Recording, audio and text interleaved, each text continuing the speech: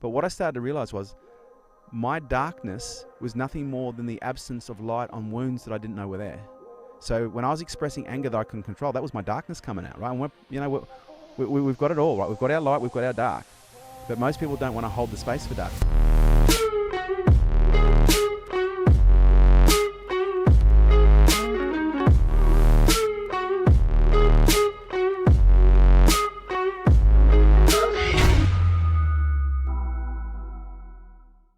All right, guys, welcome back to another episode. We've got the man, the myth, the legend back for round two.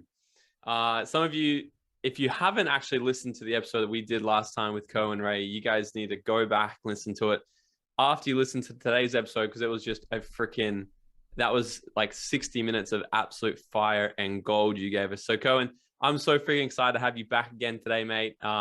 Welcome back on the Dream Out Loud podcast, my friend. Thank you, brother. I'm very grateful to be back here. We had a phenomenal chat first time round. And yeah, I was very much looking forward to seeing you again, pal.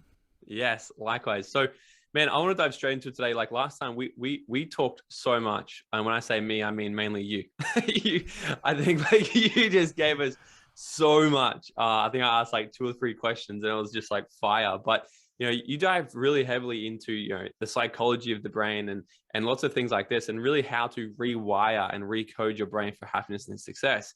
Yeah. And so today I figured, because there is 2 parts of success, right? It's really understanding the mind, but then also the strategy and actually building the business and building this life. And so I really want to focus heavily today on, hearing more stories of how you've built, these businesses, like, because you're literally like a freaking master at it. Like you're a ninja at scaling and growing businesses. That's what you do. However, I want to kick it off as also, and let's dive into a little bit of what's been happening with you previously, because I'm sure this is probably something that not too many people are even aware of. Like we were talking about it before we started recording this show, and we're like, you can't even prevent this. But to keep it long story short and to get as much from you, but obviously you had a severe stroke over the Christmas period last year. It got freaking crazy, and we're having a big conversation about where that really stems from. So do you want to share a little bit that for the audience? Like what is the result of how come this sort of happens? Well, this is the first time I've probably spoken about it on open channels. Our clients are aware of it, but I had a stroke in 2009. We may have talked about that in the last episode, but I had a second stroke on September 8th last year, 2021, a massive one. It was quite a significant stroke, which followed up with heart surgery in November to fix a hole in the heart that was causing these strokes. And mate, yeah, it was just one of those situations where life delivers you, I call it feathers, bricks and trucks. I'd been tickled here and there, and I knew there was something that I needed to address. And, I had some fairly decent knocks along the way that were trying to point me towards dealing with, some stuff that was What were these? What were the feathers and the bricks? Well, just like sometimes you just know that there's something not right. You know what I mean? And, right. And I'd known for a long time that there was something not right. I knew I had this well of anger that was just, for some reason, it would always sit there. And, I'd learned how to, and as I was saying before, I'd learned how to regulate my psychology. I'd learned how to regulate my emotions. I'd learned how to regulate my biology and my physiology. And so I'd learned how to manage, this feeling of, there's this bit of anger there and I don't understand why it's coming out. But what I started to realize was where it was coming out was quite obvious. And that's where we started talking about bricks. I knew the anger was there. I was really good at masking it in public situations because for the most part, I knew how to regulate my emotions. I knew how to regulate the psychology. And so I could essentially, stuff it down the tube. But when I was in intimate context, and by intimate context, I'm referring to, in this context, like intimacy with my partner, it just seemed to be a lot more accessible and a lot more available, that anger. And by virtue of that, I was like, I couldn't understand, why is that anger still there? Why does my partner's daughter make me so angry? And, why does certain situations that are said and done, why do they trigger me to such a degree where I feel this level of, it's well beyond frustration to the point where it's, it was steaming anger. And it wasn't always coming out in, I guess you could say, it wasn't always coming out, but it was there. It was there. I'd feel it. I'd steam up, and I'd have to go away to my little corner, and I'd have to calm myself down and regulate myself. But what I've realized on reflection, and the truck was the stroke. And what I realized on reflection is, I had a lot of anger there, but I wasn't allowing myself to experience the anger. I wasn't allowing myself to feel the anger. And, one of the things I've started to realize is any emotion that we have is, essentially a product of an experience. And those emotions that we feel, we may have talked about this in our last episode. They are the things that we feel are neural peptides. So, our brain perceives an experience. It then tickles this little gland in the brain called the hypothalamus that releases a combination of neural peptides. Those peptides go down through the pituitary gland into the bloodstream, and they connect with every cell in our body. Skin cells, every single thing that you are made of is cellular. And every cell has receptors, and those receptors pick up these peptides and they lock in, and they essentially change the way that these cells vibrate and operate. But you're a trainer, you're a fit guy, you've probably heard about the importance of peptides in our body. Some people, even elite athletes, they engage in peptide therapy, and a peptide is a protein. And a protein, like any other substance in the body that is utilized, anything that is utilized in the body gets metabolized. And so one of the things that I've learned is through this experience is emotions are metabolites. And if we don't fully metabolize an emotional experience, just like if you eat too much sugar, Morgan, what happens? What does that sugar do? If you have more sugar than your body can process, more sugar than your body can utilize, what does the body do with that sugar? Turns into fat, doesn't it? Yeah, it converts it into another form of energy, but then it stores it in the body. But let's say you keep having more sugar than your body can metabolize, and you keep storing more and more and more fat, and you do that for 20, 30, 40 years. What eventually happens to your body? I don't know. Well, it gets sick. It starts to get sick because all of a sudden you have this excess weight, which starts producing its own range of biological and biophysical and neurological and neurophysical and neurochemical responses. And this is what I've learned. If we don't fully metabolize a substance in our body, it gets stored, and oftentimes stored in other parts of the body that it wasn't even intended to. And so what I learned with this anger is this anger wasn't being metabolized, and the experience that the anger was related to hadn't been resolved. It was a wound. And when we don't metabolize a peptide, when we don't metabolize a protein, when we don't metabolize a metabolite, it gets stored, and it gets stored in tissue. And if that builds up, it builds up to a point where at some point it's going to create a level of dysfunction, or the organs or the tissues are no longer going to be working and operating in a state of ease. They're going to now be working in a state of dis-ease or dysfunction. And so this is not so much a long story short, is it? Are we cool? Great, mate. Okay. And so what I realized was I had this anger, and I wasn't metabolizing this anger. I was regulating the anger, but not in a way where it was being metabolized, where it was being suppressed. But it wasn't even about the anger. What I've discovered since the work that I've done, and I've done an enormous amount, like while I've been in my recovery, I've done more personal work in recovery than I've done more personal work in the last 6 months than I've probably done in the last 10 years. Wow. But this work is completely different. And as I said to you, the work that I've done previously is personal development, psychological development, neurological development. I'd learned how to regulate the mind. I'd learned how to regulate the neurology, the psychology, and all of those components. I'd learned how to regulate the body, the biology. I'd learned how to get my body to do the things that I wanted it to do. I'd learned how to push through, deal with stress and everything else. But what I hadn't learned how to do was how to go beyond the peripheral layers of the psychology and the biology to the deeper levels of the soul and go, okay, what does my soul need to do right now? What is the work that my soul needs to do? And it was almost like the layers. I did the top layer, the psychology, the next layer, which is the biology, the next layer, which is the physiology, and all of the components and systems that operate off that. But I kept on, pushing up against a point where I was like, I've done all this work, but I still don't feel like I'm complete. And this anger was just a symptom of a wound, and a wound, is normally an experience where we have an experience that produces such an unbearable level of emotion that our body goes, this is unbearable. This doesn't feel right. So what we're going to do is we're going to help you forget. And by forgetting, you won't have to experience this emotion, but it's going to sit there somewhere in your body. Okay. And it's going to produce symptoms, in your psychology, symptoms in your biology, symptoms in your expression that are going to let you know that there's something there that when you're ready, you're going to have to work on it. So the brain generalized deletes in the store. So you saying, my brain literally put it in a fucking compartmentalized, like it literally compartmentalized it, put it in a little fucking, in a little prison. And it's going, I'm not going to make you feel this because that experience was just so devastating. That experience was so traumatic that I think it's best for now. Because as a 6-year-old, 7-year-old, 8-year-old, 9-year-old little boy, that's heavy. That's a heavy emotion. That's a heavy experience for you to process. So you know what? We won't force you to process it now. We'll save it for later. So and most people never process it. Yeah. So what he's saying is, so on a psychological level, our brain, deletes distorts and generalized information. So it deletes something, but it still gets stored in your it's still there. biology. Is that what you're saying? Oh, yeah, but it might delete it, but it's like a fucking hard drive. It's still there. You get a forensic fucking expert to go and look at your hard drive.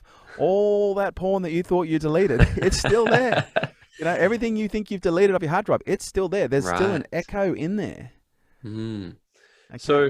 So when we talk about, so obviously, because this isn't something new to you, like this is part of the big work that you do, like teach people how to tap into all this stuff. So no. This work that I've done is new.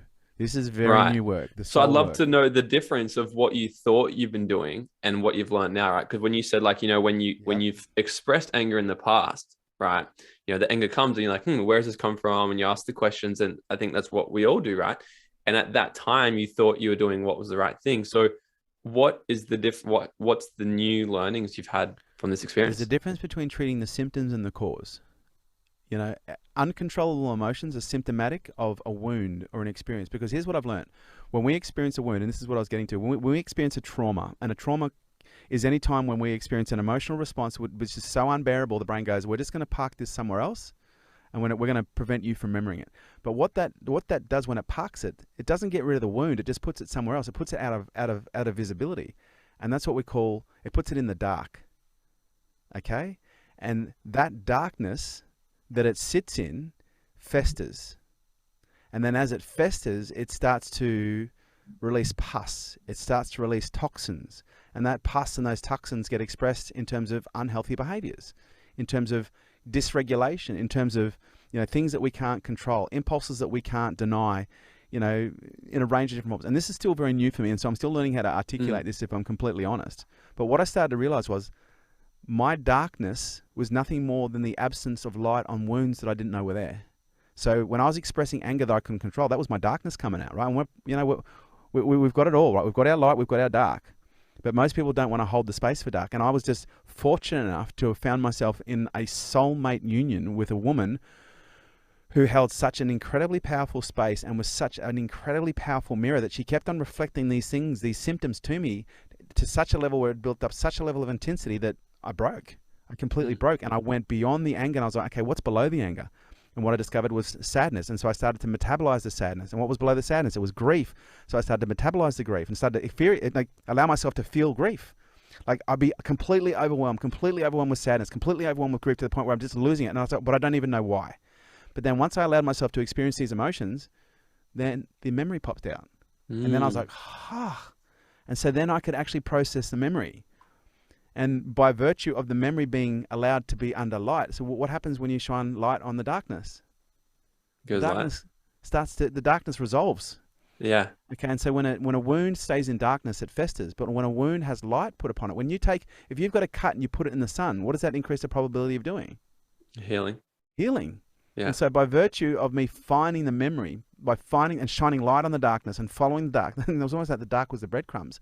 By following the darkness, going deeper and deeper and deeper into my darkness, I found the wound. And once I found the wound, then I could process it. Then I could resolve it. And then I could, look at it for what it was, which is just an experience, not good or bad, okay, but our brain makes it so. And then feel the emotions associated with that experience. Feel the emotions that the 8-year-old couldn't handle. Feel the emotions that the 8-year-old couldn't manage, couldn't contain, didn't know how to process, because it was just so devastating that, he didn't know what to do with it other than forget. Yeah, absolutely.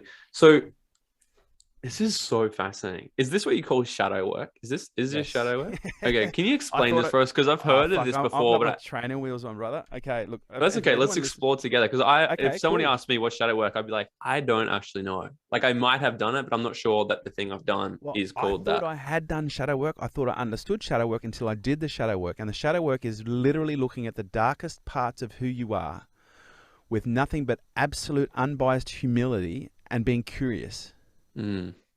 Where did that come from? So from like a different perspective. Because oftentimes and this is beyond psychology. This is cellular work. This isn't. And by the way, a psychology is a product of the soul. So the psychology will only ever be a symptom of what's going on at a soul level. And what I learned was when you start doing the shadow work, and again, training wheels here. Disclaimer: I'm still learning. I'm an infant in this space. It's about following the darkness and looking at those dark expressions, but not, because here's the thing. Oftentimes when we experience anger, we go, well, I'm only angry because this person did that. And that's not exploring your darkness. That's blaming your darkness on somebody else. That's reflecting your darkness on somebody else and saying, well, I'm only dark because of this person. I'm only dark when this happens. And a lot of our dark is justified by our psychology, because we want to rationalize our expressions and our behaviors, because we don't want to feel like we are the cause of all of our problems, because that's too much responsibility for some people. And so it's not until we start accepting everything as anything that is in your field of observation, anything that is in your field of awareness is in your field of creation. And so you're either creating something directly or you're a co-creator in an experience. And if you are either a creator or a co-creator, then that's within your field. That's within your field of awareness. It's within your field of responsibility. And so if you're co-creating something, that's in your field of responsibility. If you are creating something, that's absolutely in your extreme field of responsibility. But it's not until we can look at that darkness and go, well, fuck, that's me. No, no, no, it's not mum. No, no, no, it's not. And maybe it came from an experience with mum. Maybe it came from an experience with dad. But now that I'm aware of it, I can sit there and go, honestly, okay, it's not my fault. No, it's not my fault, but it's my creation. So it's now my responsibility to do something about it. And so what I've learned about the shadow work is it's about just with total humility and unbiased non-objection and non-judgment, looking at the worst parts of who you are and your expressions, because it takes a lot. Some people go, well, I'm not really a dark person. Oh, well, maybe you don't think you are, but I can guarantee you have dark expression somewhere. Yeah. And how curious are you from where that comes from? And this is what I've learned. As kids, we experience trauma, and that trauma is often produces an unbearable emotion, and that unbearable emotion then creates a compartmentalization at a psychological level and put into the dark. And then that darkness starts to fester that wound, and then the wound has symptoms. You know, it's often like disease. You know, most people don't know that they're dying until it's too late. Why? Because they ignored the symptoms. You know, the symptoms were there the whole time. They just ignored them, and their doctor gave them medication to suppress the symptoms. You know, most forms of medical intervention these days, it doesn't treat the cause of a problem. It treats the symptom of the problem so that the cause gets worse. So the medical intervention that's required is more drastic, more expensive, you know, more dramatic in a sense. And so, yeah, shadow work for me, as I'm learning with my training wheels on, is the exploration of the darkest parts of who we are. Yeah. With curiosity, not with judgment. That's some fascinating stuff. So what would be your advice to somebody to sort of start to deal, like if you could go back and tell your 20-year-old self or even 30-year-old self, shit. you know, like I wasn't ready at the age of 20. I wasn't emotionally mature enough at the age of 20. Yeah. I wasn't personally responsible enough at the age of 20. Mate, I've only just reached, you know, the level of emotional maturity that was capable to do this work at 47. Otherwise, I would have done it sooner. And if I was to go back to myself at the age of 20, I'd say, mate, keep going, because I know everything I did led me to where I am. Yeah. Although it almost killed me twice. You know, in 2009, that was a symptom. 2009, it was there. You know, when I had the first stroke in 2009, it was there. I just went into deeper levels of psychology. I got exposed to, through that stroke, you know, quantum dynamics and particle physics and aspects of, I guess you could say, creator expression and understanding creator expression. But I hadn't been exposed. I'd been exposed to the creator, but not to the soul. And my first stroke back in 2009, I actually had what's called an NDE, which is a near-death experience. Like I actually had a conversation with creator. I asked a lot of big questions around why are we here? What's the meaning of life? And, you know, creator showed me a whole bunch of stuff that I now teach, you know, in a range of different ways that relate from the psychology and the neurology, and that relate from those psychology and neurology to the biology and the physiology, that relate to those things to the Newtonian space, and then how all of those things cascade from the psychology and the neurology and the biology and the physiology to the Newtonian expression to the quantum world. And the quantum world is where creation comes from. Like everything is born from the quantum space, you know, the metaphysical space. But we've got to understand the connection between our soul and the quantum world is greatest. You know, our psychology connects really well with the Newtonian space, okay, because it's predictable. You know, there are a lot of things that we can do at a psychological level that create predictable behavior. But just because you can program someone to cluck like a chicken or bark like a dog doesn't mean that you can program them to heal. And by the way, in most cases, what I'm learning is your soul will attract the wounds that are required for you to heal, that often, in some cases, are just a secondary gain from an ancestral line. So, you know, the wounds that I've picked up along the way, you know, I can sit there and point my finger and say, well, okay, it's not my fault. It wasn't my fault, which it wasn't, but it's now my responsibility. Yeah. But was it my mum's fault? No. Because she inherited those wounds as well. Was it my dad's fault? No, he inherited those wounds as well for the most part. And this is where we start looking at, you know, some psychological constructs around constellation therapy. And constellation therapy is understanding how wounds get passed down through epigenetics. You know, how ancestral trauma is a real thing.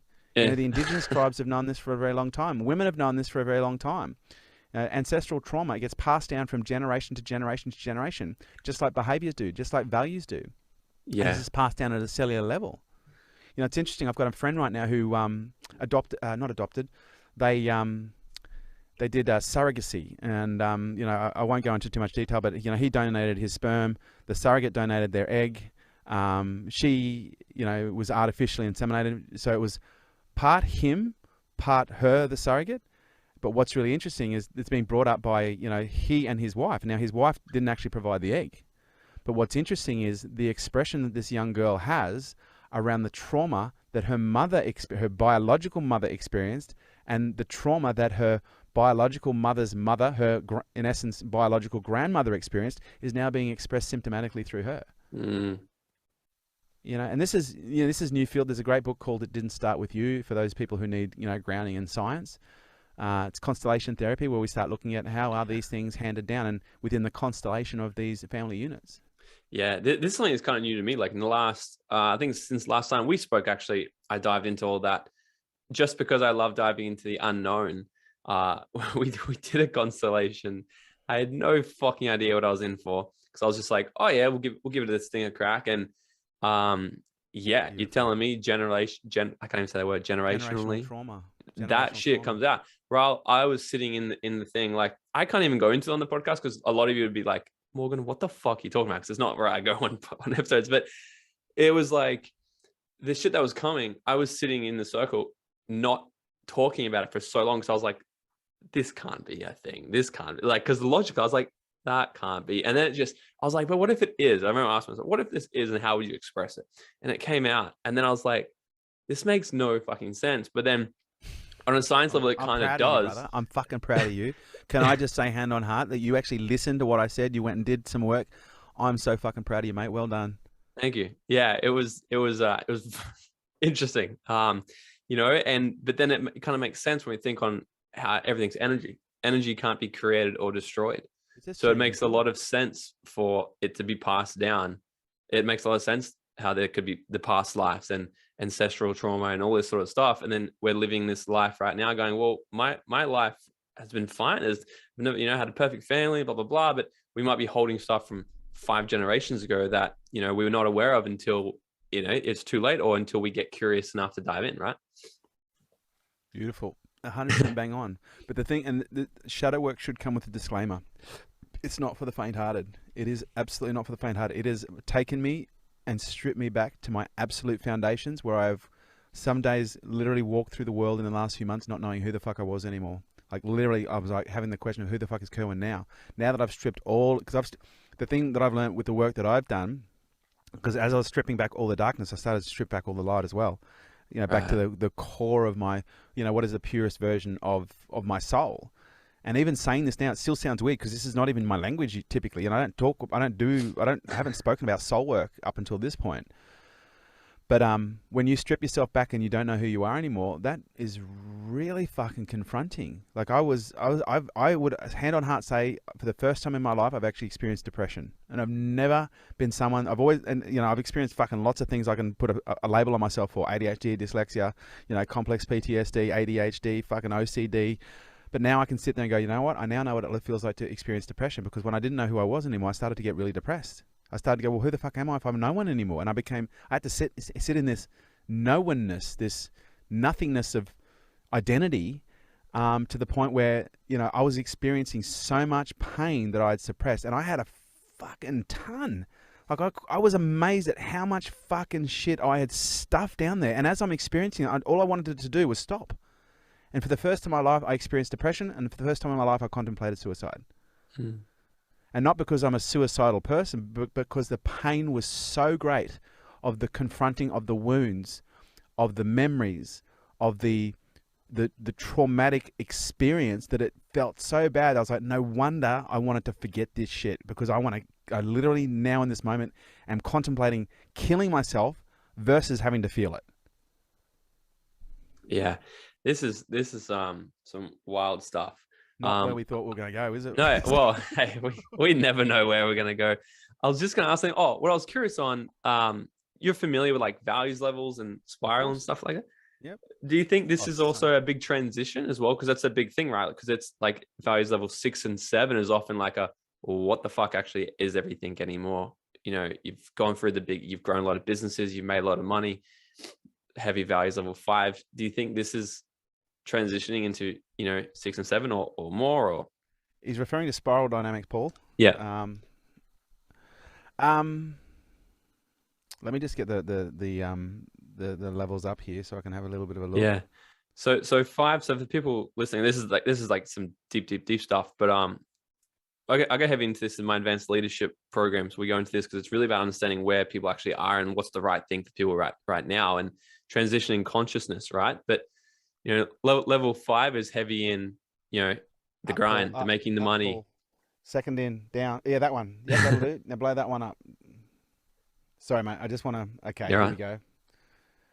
Oh no, that's not it. Oh, hang on. Energy, synergy, holism. No, that's not quite right. All right, so say that again, mate. Ask that question again. I apologize. I was just. Yeah, you're right. So I'm just curious if because I'm just very curious about the things that you've been curious on since this whole things happening, right? And it sounds like a lot of the stuff you're saying, it's talking about the depression, the suicide.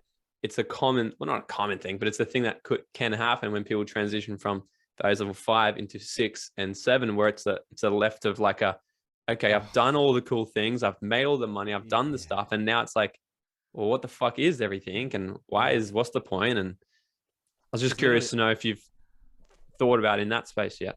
I hadn't, and I'm glad you introduced this, because I was only talking about spiral the other night with my partner. And now that I'm looking at it again, I'm like, wow, yeah, 100% right. Because I literally got to the point where, I'd gone through instinctive, through the magical, through the power and the domination, through the ordinary, authoritarian, the achievement and the competitive nature of myself. And I did everything that I wanted to do. I literally had done everything that I've wanted to do in my life. And I got to the point while I was going through this work where I actually considered shutting everything down. Yeah. Like actually just shutting everything down and going, all I want to do is sit on my farm, because I just bought myself a farm. My dream house, 20 years in the making, bought myself a farm, and I was like, all I want to do is sit on the farm, buy lots of animals and hang out with my kids. Yeah. So yeah, it is an absolute transition. But then I've realized, when we start looking at 8, I still have a big vision. I still have this really big vision that, and again, and I'm going to share some stuff with you I haven't shared with anyone else. Back in 2019, I had an experience in a Mexican restaurant in Dogtown in Los Angeles, which is just near Santa Monica. I was with my filmmaker Matthias Holmblom, and have you seen that interview with Peter Crone where he does a healing with me in my eyes? I have these big red eyes, and I do this healing with Peter Crone. So anyway, is it on YouTube or? It's on YouTube. It's one of my podcasts where I interview Peter Crone, and I had periorbital dermatitis, really, really bad at the time. And my eyes just looked really fucking red and angry, and it was really itchy. And anyway, I was doing this session with him, and then I just asked him this question about what it is, and he's like, "Fucking, it's anger." He said, "You got too much anger, too much fire," and it was related to my childhood, and we zeroed it in a little bit. But then anyway, within like 45 minutes, my eyes just went almost fucking white, like they cleared up, and by the next day, it was almost completely gone. And so that night, after the podcast with Peter Crone, I was in this Mexican restaurant with Matthias, and I was drinking a margarita, and I'd just hit my vape, and so I was feeling pretty good. And then all of a sudden, out of nowhere, I just said to Matthias, something just struck me, and I said to Matthias, "Holy shit! I now know what I need to do." And he said, "What do you need to do?" And I just burst into tears. And I just literally had my hand, and Matthias pulled his phone out and started filming because we didn't have the camera there. And I just started crying, and I was probably crying for at least 25 minutes. And I'm pretty sure the waiter at the Mexican restaurant thought we're having some kind of a lover's tiff. But all I could do was sob, because I was just being fed this vision, and it was so big, and it was so grand, and it was just so big. It was like fucking global. It was massive. It was huge. And I was just crying uncontrollably, because it was just, I felt like I couldn't hold the space for it. I felt like, and I kept on saying to myself, this isn't mine, this is somebody else's. This is not mine, this is somebody else's. This is not mine, but it's like, I'm the one seeing this right now. And I came out with a couple of understandings, and I'm still not comfortable to share everything from the vision, but 2 things that came out of the vision was this: seeing what's going to transition in the next 400 years, Mm. And the second thing was knowing that I have to just write 2 books. I just have to write 2 books. I'll be happy with just one at the moment, but 2 books is all I have to do. And then I literally, for the next 4 days, I went into this spiral of denial. That's not mine. It's fucking return to sender. I got the wrong. That was meant for somebody else, and I just didn't feel like I had the capacity to do it. But as I've pulled everything back, and as I've started to strip down to these soul layers, I'm starting to see, fuck, that was my vision. Because then I was like denying it, and that was in, I think, September. And then in January, I was in Byron Bay, where I am now, but I was just here doing a juice fast, a cleanse for a week, and I was doing breath work every day and meditation every day and all these different sound healings every single day. And I went to the beach on the last day, and I jumped into the water, and I headbutted a sandbar. Like I thought I'd broke my neck. I jumped in so hard into the water, I didn't see a sandbar there, split myself right down the middle, and then I pulled myself out of the water, and then I started to have hallucinations for the next 3 days. And this is January, it's early February. This is just before COVID fucking broke out. And all I can assume is I hit something that just started to leak DMT in my brain. I clearly, it was a very DMT-esque. I was seeing fractals, and I was seeing code, and I was sitting in the Ballina airport with this massive cut on my forehead, and I just kept on seeing these. And for the next few months, and this is why people say to me, "How come you were so ahead of what happened with COVID?" Because we shut our we did everything that we needed to do 3 weeks before the rest of the country in Australia did. And people often say to me, "How come you knew what was happening?" And I often refer to, well, I was, I had an intelligence division at the time. We were amassing an enormous amount of data, but the truth was I was getting the visions of what was going to happen. Wow. And I was getting these visions of what was going to happen associated with this vision of what had happened in September after the Crohn healing. But I was going into denial, deny. And then what you suppress gets expressed in unhealthy ways, and then sure enough, let's call it 2 years later or 18 months later, boom, the stroke happens, and it all comes flooding back again. This is really cool.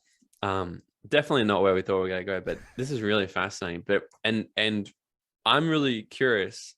Dive in. I'm really curious to hear from you, Kerwin. So I'm curious on whole spirals and viral values levels and everything. I'm curious. Let me know, dive into that and explore that and hit us. I'm very curious to know, because it sounds like it's big transitioning, 6 and 7 and 8. It's a 6. You're 100% bang on, and that's where I was going. It's a 6, 7, 8 transition right now. And it's almost like the 3 are kind of intersecting. Yeah. Because the more soul work I do, the more purity that I'm feeling my expression is coming from, and the easier it is for me to hold this vision of what I've been given to do. Yeah, which is because it's thinking it's going from nationally and here to globally, there is no logic to this vision whatsoever. Yeah, there is absolutely zero logic to this vision. It's a 400-year vision, mate. Yeah. And I'm like, fucking Toyota only plans for I think Toyota plans for 400 years. I'm not, I'm not Toyota. But it's now because there was so much denial in the vision. I was like, there's no way I can possibly do this. I'm not that person. I couldn't possibly. But now as I'm starting to strip everything back, I'm starting to go, well, maybe I can. Yeah. And as one of my clients said to me when I started to have these experiences and I started being shown these things, I was like, I can't do that. This isn't me. And he literally said to me, but what if it is you? What if this is you? What if this has chosen you? What if this is you? What if it is true? And as soon as he said that, I was like, fuck. And he said, look, just keep asking that question. What if it's true? What if it's true? What if it is you? What if this is what you're here to do?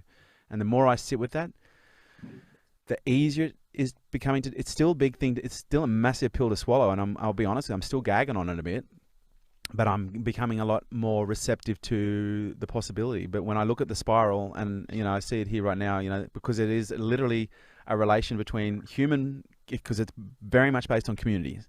It's very much based on, I guess you could say, what I would reveal is the reinvention of civilization. How do we, because the way we're civilizing right now, the way that we're relating right now, it's clear that, we're reaching a stage in humanity where things aren't working. The systems that once worked aren't working anymore. Democracy isn't working the way it used to work anymore. Systems of government aren't working and the way that they used to work anymore. And so things have to change. And so we literally have to reinvent the way that we civilize. But one of the things that I'm really realizing at the core of that reinvention is community. At the core of that reinvention is humanity, and the way we relate, and going back to the things that aren't broken. And the things that aren't broken is, we see this with the floods. You know, we see this, you know, in some parts with what's going on in Ukraine, but the floods are really evident. Because right now I'm in the thick of it up here in northern New South Wales, and I've seen firsthand. My team have been involved in massive amounts of recovery efforts. We've been involved in fundraising and really providing as much visibility and support as we possibly can in the context that we can. And, you know, I set off 2 posts the other day, you know, having a real strong go at Scott Morrison. You know, I showed it. Yeah. And Dominic, I can't even pronounce his last name, the Premier. And, you know, I've copped a lot of heat over those posts. You know, people saying, well, don't you know there's 5,000 ADF that have been deployed? So where the fuck are they? Because we're on the ground here and they're not fucking here. Yes, every now and then you might see a few. And only today I drove into Byron Bay and there's a massive fucking convoy of trucks and diggers and everything else. But, you know, we're like 2 weeks later, mate. And, but anyway, the point that I was making was I was having a crack at the government going, where are you? You know, why aren't you supporting the people in need? But then I've started to realize the community have done what the government was supposed to do. They've supported each other. You know, they've stepped up. They've got the boats. They've hired the helicopters. And, you know, in the process, the government is bleeding this community dry financially because the community is providing the financial aid. The community is, you know, supplying the medical aid, the food aid and everything else. But thanks to, you know, generous donors in our community, we're able to do that. But what we have discovered is we actually didn't need the government. Yes, the government is needed. I'm not saying that they're not needed, but what we've demonstrated for the most part is in the absence of government, the communities come together. And I think we've seen that in COVID, you know, and we're seeing that right now. And I'm sure we're going to see that in Sydney because I know Sydney's being devastated as we speak right now. And there'll always be some form of governance, right? There'll always be some level of leadership that is required, but what we're discovering is that real governance is coming from our communities because what we're learning how to do is we're learning how to self-govern. We're learning how to self-lead. We're learning how to self-manage because the government had so long has taken, and again, I'm not a politician and I'm not a political person, okay? And I know some people are going to say, fucking stay in your lane, K-man. And the only time I've only spoken up twice in a political nature. The first time was the bushfires and the piss poor response that we saw then, and the second time is now. But what I am seeing is that there has been so much dependence, so much codependence created on the systems of governance that we have, that people have got to the point where like, well, I don't know how to fucking help myself. And so what does a natural disaster do? It equips you with self-leadership skills, self-management skills, self-initiating skills. You know, because if you're sitting on the roof of your house and, okay, or if you can see your neighbor sitting on the roof of their house, okay, and you're sitting there going, well, where's the fucking chopper? But you got a boat in your backyard? You're like, well, now I can self-initiate. And I know it seems quite obvious, but to me, it's not. You know, sometimes the most obvious things are ignorance. Sometimes the most obvious things we are ignorant to. And I know in my case, there's so many things I'm still ignorant to, and I'm sure, you know, many people will happily point out those things. But yeah, the core of the message that I'm spouting right now is, you know, we are learning how to self-manage. We are learning how to self-govern. We are learning how to self-lead. There'll always be a level of governance that is going to be required in order for civilization. Because, you know, what is civilization? It's how do we interact and interrelate in a civil nature where there's not chaos and disorder? Because when there's an absence of civilization and civil relations, you have chaos and disorder, and in most cases we have war. Yeah. And so it's required, but we need to reinvent those models, I think. And I think that's what we're seeing right now. You know, you can get really fucking voodoo woo-woo and say we're moving into the Aquarian age. And if you start even exploring what that means, it is absolutely correlates with everything we're seeing right now. Yeah. And I want to take a huge pivot. Let's talk business. Yeah. Let's talk business. Okay.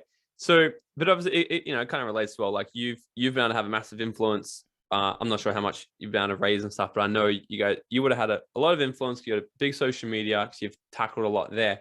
I'm really curious to know, you know, for the people who do tune to this as well, who are wanting to grow their brand, grow their business, grow their message, their audience, all these sorts of things. Beautiful. Where did you kind of start? Like, because you know, you've been in business for a long time and you're like getting a lot of shit going, but now you're like one that you massive audience here in Australia, global. Like, where does someone really start, like, to really start growing their audience and their message properly through social media? Let me share with you a very, very familiar story. I just interviewed a guy called David King. David King is the CEO of Sticky. I don't know if you've ever heard of Sticky Lollies in the Rocks. No. So when COVID hit in March 2020, he had basically a little lolly shop. Well, not a little, but it was a little hole-in-the-wall lolly shop in the Rocks, where he would, you know, get sugar, put it on a hot plate, melt it down, and make, you know, artistic candy. Right. But 60% of his business was foot traffic, and the other 40% was made up of special events and weddings. But when COVID hit in March 2020, everything shuts down. There's no tourists in the Rocks, 60% of his business. There's no weddings, 20% of his business. There's no corporate events, the other 20% of his business. And so he's literally in tears, with his family, thinking he's going to have to move out of his house and go and live in the garage of his mother and father with his family. But then one day as they're shutting the doors, one of his team members said, maybe we should, post some videos on social media. Maybe we should do some, and they've done little bits and pieces. But then here's the story. Then they start doing lives on Facebook, lives on Instagram, and a few people start picking it up. And then before you know it, they start getting into TikTok, and Snoop Dogg shares one of his things. A big comedian in the US does a parody with one of their does a duet, I should say, with one of their pieces of content. He starts being featured as the fastest workers alive because but what he did was he started filming what he did. He literally just started filming the creation of his product. And it was one part process, one part personality. Where he literally would start with a big pile of fucking molten sugar on a hot plate, melt it down into a liquid, then add colors to it, then make it bubble, and then mix and wrap and strap. And then before he knows it, he's cutting out these little Pikachus, or he's cutting out these little peace symbols. The artistic nature of what he did was incredible, because it started with a pile of sugar, and then it ended with 1,000 little lollies with a smiley face on it. And so people were like, wow, this is really interesting. He said, yeah, you know what? I didn't try and market. I didn't try and sell. I just tried to add a bit of personality to the process that we do every single day. And as a natural consequence, our sales blew up. It got to the point where we would release our lollies on the website and they'd sell out within 30 minutes globally. Wow. Globally. He's now an exporter. He's now, and probably one of the bigger exporters of artistic, or I don't know if you call it artisan, but artisan candy, because he's making it himself. His story is phenomenal. He's this humble ex-lawyer who decided, mate, you should get him on your show without a shadow of a doubt. Sticky David Candy, King, is that what you said? Sticky Candy, CEO of Sticky, a family-owned confectionery business in the Rocks. At this point when it was going on, 19 years he'd been going. And he says, I'm not a clever man. I'm like, bullshit. You are a very clever man. You're a very intuitive man, very instinctive man. But all he did was video what he did every single day, and added a bit of personality to it, showed the process, started with, the before, which is a pile of sugar, the after, which is, 1,000 of these little candies that have these beautiful, beautiful artistic expressions on them. And he was getting, I think he was saying his daughter gets upset if they only get 180,000 views on a video. Their biggest video view on TikTok is 40 million. And he goes, we've got lots of 20, 30, 10 million views all the time. He goes, and we get millions of people tuning in onto our lives. We do lives twice a week. And he says, but now we're at complete capacity. Wow. And then I'm like, and he goes, but here's what we didn't do. We didn't say this, but he said this in so many words. If you listen, we didn't film any promotional content. We didn't film any direct sales or direct marketing content. We just filmed what we do. And again, if you look at my content, because people always say, well, what do you do? I say, I just film me fucking doing what like this will turn into probably, we'll probably turn it into, 10 videos. Yeah, we'll probably turn this into 10 videos. And what am I doing? I'm just filming what I'm doing. Just having a chat. And, I did an event last weekend where I was on stage for probably 8 hours in total. Now, the team will probably turn that into 30 videos. Yeah. And there's no sell, there's no pitch, there's no marketing, there's brand, there's brand positioning, the event that I'm at and that I'm speaking to. But I'm not saying buy my shit now. I'm not saying, give me a lead, click here now. And don't get me wrong, yes, I do film those videos, but you're not going to see them unless you've been engaged. You're not going to see them unless you've chosen to explore and respond. And so how do you get an audience? You fucking help people. Now, how do you help people? That comes in a few different flavors. Okay, you can entertain them. You can make them laugh. You can make them cry. How do you do what you do? How can you add enough personality to what it is that you do every single day that people would want to watch that? Okay, and so for me, I can make people laugh, I can make them cry, and I can be entertaining, but I also know I help people a lot. How do I help people? I share my journey.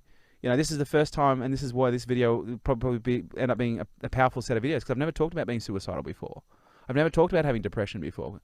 And so there's a lot of people out there who have been suicidal, who have been depressed, who I probably haven't been able to touch because I can't relate to them. Because, I've said in the past, I've never experienced depression. I've never experienced suicidal thoughts. But now I'm like, okay, now I can say I've got that badge. And so by virtue of that, I'm going to be able to talk and share with people the work that I've done, and then they're going to relate and go, well, I relate to that. I relate to him. I relate to his story. But more importantly, I'm now curious, what did he do? What did he do? How did he get out of that rut? How did he, transition from feeling suicidal to being unstoppable again? Because there's a lot of people out there right now who are teaching from a place of, great expression, but they've never had any hardship. And so to me, at the core of what I'm saying here around any audience, attention, or content strategy is utility. How can I demonstrate what I do in a way that is helpful? Making someone laugh is very helpful, especially if they're having a bad day. Making someone cry is very helpful. Why? Because it gets them in touch with their emotions and it makes them feel. Being able to solve someone's problems or being able to relate to someone makes people feel understood. That's helpful, because there's a lot of people right now who probably feel suicidal who go, I just don't no one understands what I'm going through right now. And I can look you in the fucking eye and say, I understand. I get it. I know what it's like. I know what it's like to wake up and wish, that you'd be driving down the road and that a fucking truck would, veer across and just take you out, because it would be so much fucking easier. I know what that feels like. And, there's probably just one person that needs to hear that goes, fuck, there's someone else that knows what I'm going through. That's helpful. That's helpful. And so how do you build an audience? Be fucking helpful. Don't be a sales and marketing douchebag. There's too many of those. There's plenty of those around. It's old school traditional media psychology, which is direct market, direct response, direct sell. That's not what social media is about. That's about having, that's like thinking, I'm going to invite 50 mates to a birthday party and 49 show up with a nice gift and a bottle of wine, and one person shows up with a fucking sandwich board with a big offer on the front with a whole bunch of brochures, and they walk around your party handing out brochures. You'll never invite that person back. Why? It's not that their behavior is disgraceful. It's just really out of context. You wouldn't show up with a sandwich board and brochures, which is a commercial behavior, in a social environment. But that's what most people do with social media. They show up in a social space doing, industrial, corporate, commercial things, and they wonder why they can't build an audience, or they try too hard. And this is the other thing with David I was talking about. He was saying some of his most popular content is him making mistakes. Right. Where he made a Pikachu and he fucking dropped it, and so there was a Pikachu. They had 10,000 lollies of Pikachu with no eyes in it. So it was an eyeless Pikachu. And so now he's got such an audience and such a following, where people will often be on a live and they'll say, well, don't drop it, Dave. We want to make sure that you've got the eyes on this one. There are people that, have. Another thing he did really incredibly, he now has a group that has over 35,000 people in it from around the world. It's called Sticky Friends. And it's got nothing to do with fucking lollies, although they share stuff in there. He talks about global events. He talks about, what's going on in the world, gender issues, racial issues. He talks about the stuff that he's interested in. And he's got 35,000 people from all over the world that are engaged every single day in a cause to talk about things. There's only one rule: be respectful. And if you're not going to be respectful, get out. So I'm curious on this then, because let's and a month of your time, so we'll wrap this up soon. But let's look at Grant Cardone, for example.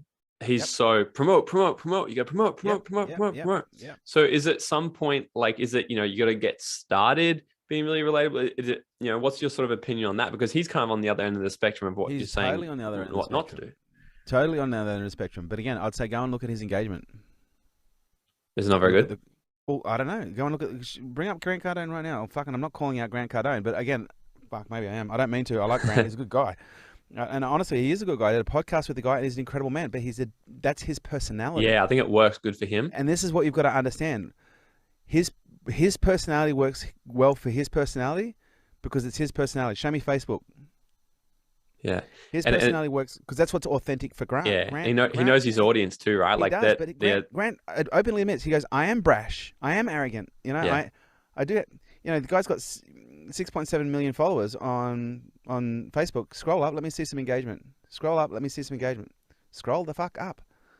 There we go. And we're looking at some posts here, and I'm getting, if you go and look at his engagement, he's posting every couple of hours, but because people don't really want to engage with the call to actions and the promotions and stuff. Is that what you're saying? Really, but some people do, and his audience probably loves that.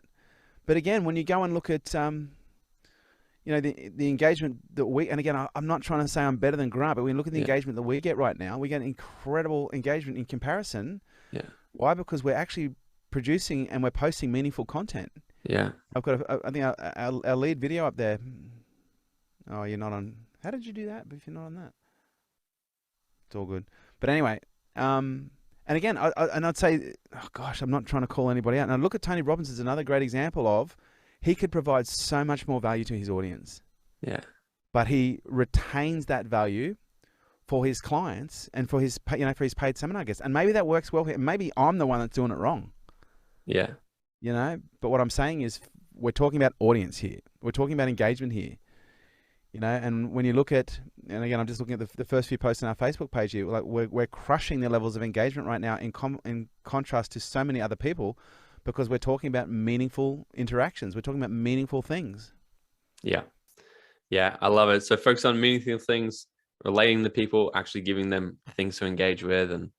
And also, people would also dare to say, well, Kerwin, but yeah, you're posting also content about fucking parenting. You're also posting content about relationships. I am. But guess what? Most business owners have kids. Guess what? Most business owners are in a relationship. Oh, but Kerwin, you also talk about health. Yeah, I talk about everything that I do. And that's where the thing, I don't niche myself to the point where I only have a certain segment of people listening to me. I have parents, I have literally people who work for the police force and for services in child abuse units all over the world that contact me saying that they share my content. I have psychologists and psychiatrists from all over the world contacting me saying they share my content. Now, here's the thing. Maybe that police officer isn't a business owner, but maybe they're going to share it with their network. And I guarantee you there's going to be at least one person in that network that is a business owner. And so for me, I don't mind talking about things that, and people might say, well, stay in your own wheelhouse. My wheelhouse is my life.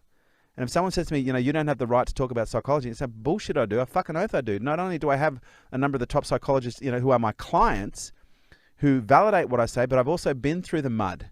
I've been through, I probably spent more money on therapy than most people have spent on personal development.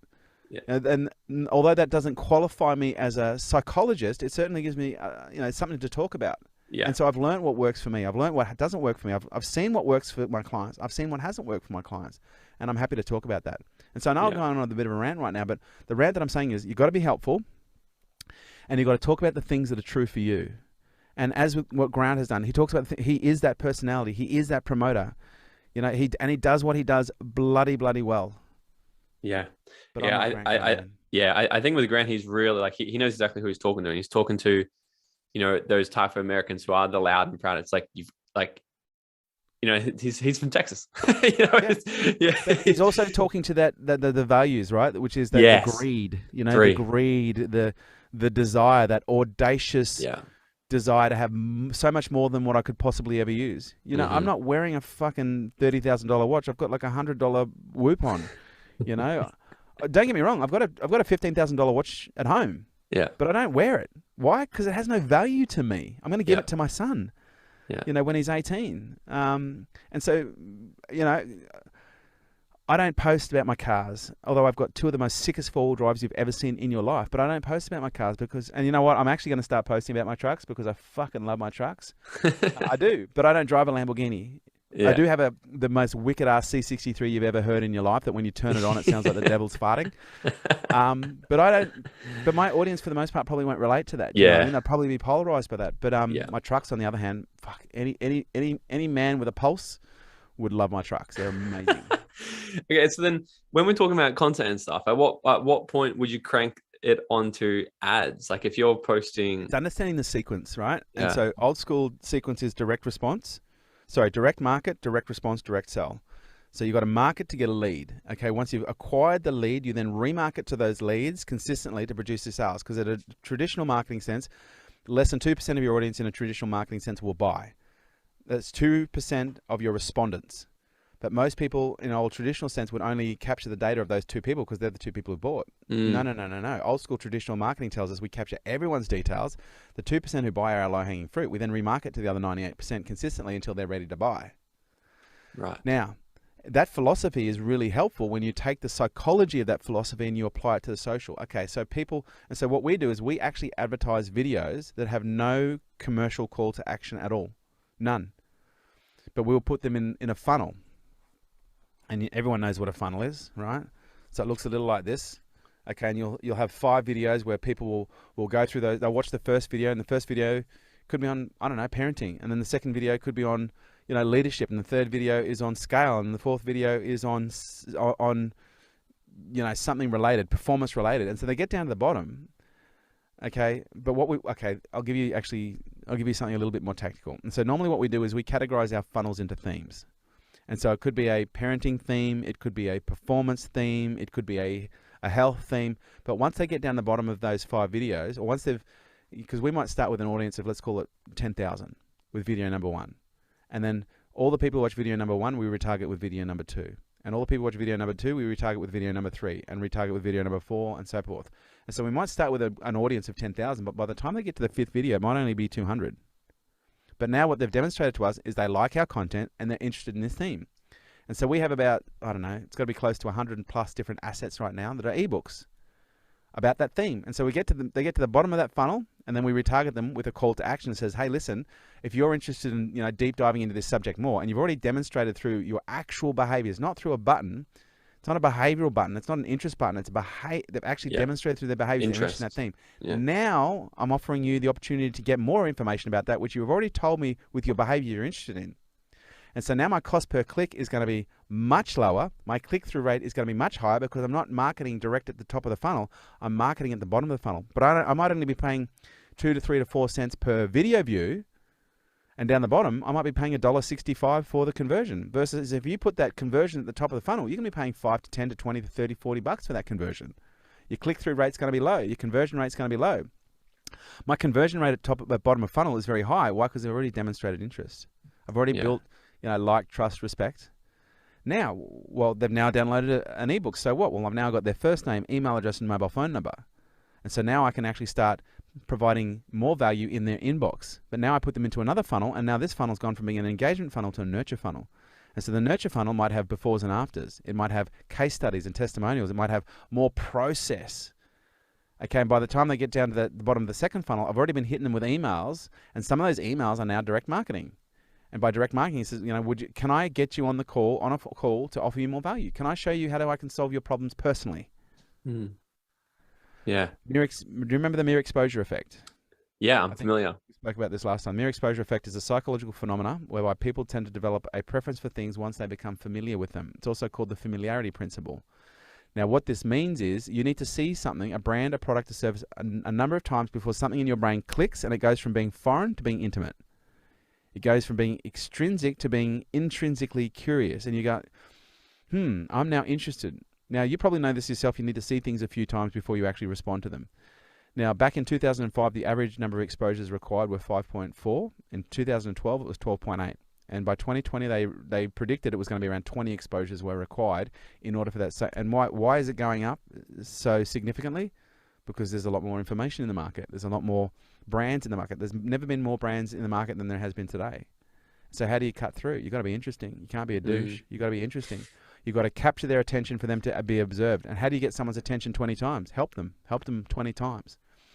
So now I've taken them through my first funnel of 5. I've had 5 exposures. If I'm really good, they've clicked on me and they've gone and checked out other videos. And so I've just got what you call, you know, peripheral exposures. But I've now got their email address, okay? And I've now put them in the second funnel. So I'm, you know, in the second funnel, by the end of the second funnel, there are 10 exposures, but I'm in their inbox now and I'm sending them an email every couple of days. Now, some people might email every day. I don't do that. I don't like that. And it depends on where they are in the sequence. But give it, you know, let's call it 3 or 4 months. I'm at 20. It's not even 3 months. I'm at 20 exposures with most people in 3 or 4 weeks. In some cases, 3 or 4 days. Why? Because I'm multi-platform. I'm not just an Instagram guy. I'm not just a Facebook guy. I'm not just a TikTok guy. I'm not just a LinkedIn guy. I'm across all the platforms. And so by virtue, oftentimes people will see that there's different content on different platforms. And so now they see me, you know, once today on Facebook. They see me, you know, once today on TikTok. They see me maybe once tomorrow on Instagram. But that compounds after a while to the point where I'm saturated and they now know who I am. And I've now activated, and you want some strategy, here's some good strategy. What do you want to be known for? And this is where we start looking at the Google brain. Every piece of technology has been modeled on the human brain. The computer that we're doing this on right now has been modeled on the human brain. Why? Because it literally has been trying to replicate human technology. You're $1 trillion of biotech in a box, but no one gave you the fucking walkthrough. You literally are the most complex system of biotechnology that has ever been created, but no one gave you the manual. Yeah. Yeah. And this is wicked, guys. If this is the first episode, and I was going to say, and you're also hitting podcasts, right? So this podcast will go out. This will go out to my whole subscriber base. This will go on my YouTube. This will go, we'll create. So on my end, like I'll create micro content on Instagram and stuff. We'll put all that out. So I freaking love it. But guys, if you're just listening to this episode and you're like, man, Kerwin's a fucking legend, it's because he is. But go and listen to our other episode we did, because I was even just thinking, I'm like, I'll put this episode out and then maybe even make another episode and combine them together, because it's like what we went on the last time mixed with this would be like 2 hours to just amplify your fucking life mentally and in the business wise. Let me finish the Google brain for a second, because this is a really important bookend. I'm going to say a keyword right now, and you're going to tell me the very first thing that you think of when I give you this keyword. Soft drink. Coke. Fast food. McDonald's. Do you know why you did that? Do you drink Coke? No. Do you eat McDonald's? No. Isn't that interesting? Yeah. So they're the two brain. What does Google do? What does Google do? It ranks websites based on what? Yeah, I guess the popularity of it. Well, it ranks websites based on keywords and phrases and the level of popularity and authority that those websites have. But fundamentally, you know, you don't go to Google and type in a feeling. Okay, you go to Google and you type in a word or a phrase. Okay? And so what Google has done is they've replicated what's called a referential index. And so your brain works on referential indexes, and that's how you build everything. Everything is based on references and comparison and contrast and pattern recognition and connecting those patterns so that you create greater levels of understanding and density. And so the reason that you say Coke, even though you're not a Coke drinker, the reason you say McDonald's, even though you don't eat that shit food, is because you have been conditioned over the last 20, 30 years of your life. Every time you hear or see Coke, or every time you see Coke, it's been associated with soft drink. Every time you see McDonald's, it's been associated with fast food. And you've had those exposures so many times with such frequency and consistency over the last 20 years that now all someone has to do is say soft drink, and you think of Coke. You might buy the bottle of water, but you think of Coke. Mm-hmm. That is the most dominant position of a brand in any market, is who owns the number one position in your brain for that keyword or that phrase. Now, I could go through this and say real estate, and I could say insurance companies, and this is where we start getting loads of fragmentation. But what Coke and McDonald's did at a very opportune time is they had enormous amounts of budget to invest in what we refer to as branding content. Because you never saw a direct response ad for Coke, did you? Unless it's coming from Woolies, but then that's a secondary promoter. You know, Coke never has direct response. McDonald's never has direct response. They do brand, feelings, associations, keywords. So the question you need to ask yourself before you even start creating your content, or while you start creating, is what do I want to be known for? What are the keywords and phrases that I want to be known for? And how do I associate my content, my brand, with those keywords? How do I strategically, effortlessly, seamlessly, and authentically drop those words and those phrases in the conversations and the dialogues and in the branding that I'm putting out there, so that at some point when someone says podcast, they think of Dream Out Loud. They think of Morgan. You know, because that's what you want. That's what you want to be own. You want to own that. And Morgan, you're probably one of the better people in the young space that is doing that. And why? Because you're providing really good value. I can't tell you how many podcast interviews I've had. You know, I'd probably say hundreds, if not 1,000 or more. And you're a highlight, mate. I get asked back a lot on people's podcasts, and I don't say yes very often. And I'm not trying to piss in your pocket here or your audience's pocket. What I'm saying is you're really good at what you do, and what makes you good at what you do is you extract value. You don't just sit there and piss around, and you don't play at the surface. The first thing we did in this conversation, mate, for those of you listening, we didn't get on here to talk about fucking soul work and dark and shadow work. We got on here to talk about strategy, which we're getting into now, which is fun. But what you did is you got interested, because why? You're interested in that stuff. And guess what? Your audience is going to be interested in. Why? Because they're like you. And you ask good questions. You engage in a meaningful way. You do good things. And as a result, you know, you got one of the top podcasts in the country when it comes to what you do in your space. You're always consistently in the top 100, are you not? Yeah. There you go. Yeah. Mate, I freaking love it. I appreciate you so much for coming on as well, because I know this is your first day back in action properly, you were saying. Back in action for podcasts since the stroke and heart surgery, mate. And I was nervous, Paul, I was nervous as fuck. I almost cancelled today. I almost wiped the day off, and I was like, I'm not ready. Yeah. And the only reason I followed through on this is because Paul was up in Kurukai shoveling fucking shit out of houses and getting cows off verandas. And he said, mate, are we going to do the podcast this week? Because if you're not, I'm going to stay up here and keep helping people. And I was like, mate, I need to get back in the studio. I need to get my head in the game. I feel like I'm in a mental rut, and I need to just get my brain working. And then last night I was like, fuck, I'm going to cancel because I don't feel good. I don't feel like I can do this. My brain's not in the right spot. And then I was like, if I cancel right now, I literally have just robbed a whole community of Paul's services, and I'm not going to do that to them, and I'm not going to do that to Paul. And so I'm glad Paul unconsciously manipulated me to be here today. So that Nice job, Paul. With you. Mate, it's great to be back, and it's good to be having conversations again.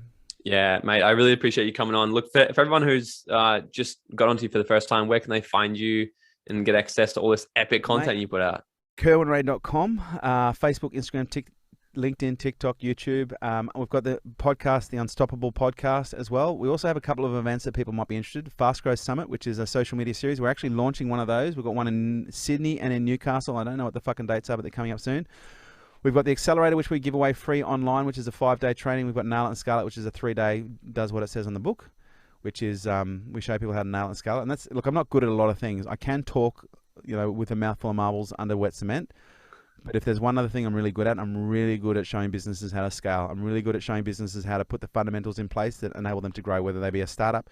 We have clients ranging from startup all the way to 300 million. We represent about 160 odd different industries in about, 96 countries around, not 96, 54 countries around the world.